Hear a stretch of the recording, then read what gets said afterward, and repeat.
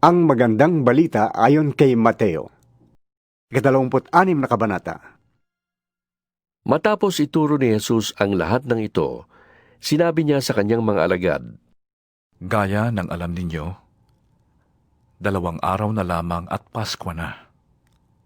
Ang anak ng tao ay pagtataksilan upang maipapako sa krus. ang mga punong pari ng mga Hudyo at ang mga pinuno ng bayan ay nagkakatipon noon sa palasyo ng pinakapunong pare na si Caifás. Binalak nilang ipadakip si Jesus ng lihim at ipapatay. Ngunit sinabi nila, Huwag sa kapistahan, baka makagulo ang mga tao. nasa Betanya noon si Jesus sa bahay ni Simong Ketongin. Habang siya'y kumakain, lumapit sa kanya ang isang babaeng may dalang sisidlang alabastro na puno ng mamahaling pabango. Ibinuhos niya ito sa ulo ni Jesus. Nagalit ang mga alagad nang makita ito. Bakit inaksaya ang pabango? Tanong nila, Naipagbili sana iyon sa malaking halaga at naibigay sa mga dukha ang pinagbilhan. alam ito ni Jesus kaya't sinabi niya, Bakit ninyo ginugulo ang babae? Mabuti ang ginawa niyang ito sa akin. Habang panahoy kasama ninyo ang mga dukha, ngunit ako'y hindi niyo kasama sa habang panahon. Hindi pa may binuhusan na niya ako ng pabango bilang paghahanda sa paglilibing sa akin. Tandaan ninyo, saan man ipangaral ang magandang balita sa buong mundo, mababanggit ang ginawa niyang ito at lagi siyang maaalala. si Judas Iscariote, isa sa 12, ay nakipagkita sa mga punong pari ng mga Hudyo. Ano pong ibibigay niyo sa akin kung tulungan ko kayong madakip si Jesus? Tanong niya, noon di binayaran nila si Judas ng 30 salaping pilak. Mula noon, humanap na si Judas ng pagkakataon upang may pagkanulo si Jesus. Dumating ang unang araw ng pista ng tinapay na walang pampaalsa. Lumapit kay Jesus ang mga alagad at nagtanong, Saan po ninyo ibig na ipaghanda namin kayo ng hapunang Pampaskwa? Sumagot siya, Puntahan ninyo sa lungsod ang isang tao at sabihin ninyo sa kanya, ipinapasabi po ng guro na sumapit na ang kanyang oras. Siya at ang mga alagad niya'y sa bahay ninyo kakain ng hapunang Pampaskwa. Sinunod ng mga alagad ang utos ni Jesus. Inihanda nila ang hapunang Pampaskwa. Nang gabingang iyon, dumulog sa mesa si Jesus kasama ang 12 alagad. Habang sila'y kumakain, sinabi ni Jesus, Sinasabi ko sa inyo, ako'y pagtataksilan ng isa sa inyo. nanlumo ang mga alagad at isa-isang nagtanong sa kanya. Hindi ako yon. Di po ba, Panginoon? Sumagot siya, Ang kasabay kong sumausaw sa mangkok ay siyang magkakanulo sa akin. Papanaw ang anak ng tao ayon sa nasusulat. Ngunit kabag-habag ang taong magkakanulo sa kanya. Mabuti pang hindi na siya ipinanganak. Si Judas na magkakanulo sa kanya ay nagtanong din. Guro, ako po ba? Sumagot si Jesus. Ikaw na ang nagsabi. Habang sila'y kumakain, dumampot si Jesus ng tinapay. At matapos magpasalamat sa Diyos ay pinaghati-hati niya iyon. Ibinigay sa mga alagad at sinabi, Kunin ninyo ito at kainin. Ito ang aking katawan. Pagkatapos, dumampot siya ng kopa. Nagpasalamat sa Diyos at ibinigay iyon sa kanila. Uminom kayong lahat nito, Sabi niya, sapagkat ito ang aking dugo. At sa pamamagitan nito ay gumagawa ng kasunduan ng Diyos sa tao sa ikapagpapatawad ng kanilang mga kasalanan. Sinasabi ko sa inyo, hindi na ako iinom nitong alak na mula sa ubas hanggang sa araw na ako'y muling uminom nito na kasalo ninyo sa kaharian ng aking Ama. at pagkaawit ng isang himno, sila'y nagtungo sa bundok ng mga olibo.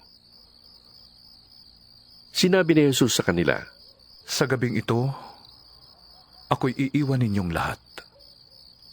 Gaya ng sinasabi sa kasulatan, papatayin ko ang pastol at magkakawatak-watak ang mga tupa. Ngunit pagkatapos na ako'y muling mabuhay, mauuna ako sa inyo sa Galilea.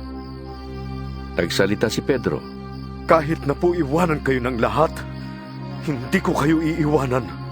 Tandaan mo, tugon ni Jesus, sa gabi ring ito, bago tumilaok ang manok, 3 beses mo akong ikakaila. ngunit matigas na sinabi ni Pedro, Kahit na ako'y patayin kasama ninyo, hindi ko kayo ikakaila. ganon din ang sinabi ng lahat ng alagad. Isinama ni Jesus ang kanyang mga alagad sa isang lugar na tinatawag na Gethsemane. Sinabi niya sa kanila, Dito muna kayo't mananalangin ako sa dako roon. ngunit isinama niya sina Pedro at ang 2 anak ni Zebedeo. Nagsimulang mabagabag at maghirap ang kanyang kalooban. Kaya't sinabi niya sa kanila, Ako'y puno ng hapis na halos ikamatay ko. Maghintay kayo rito at samahan ninyo ako sa pagpupuyat. lumayo siya ng kaunti. Nagpatira pa siya at nanalangin. Ama ko, kung maaari, ilayo mo sa akin ang kopang ito ng paghihirap. Ngunit hindi ang kalooban ko, kundi ang kalooban mo ang mangyari. Nagbalik siya at tinatnan niyang natutulog ang 3 alagad. Sinabi niya kay Pedro, Talaga bang hindi kayo makapagpuyat na kasama ko kahit 1 oras man lamang?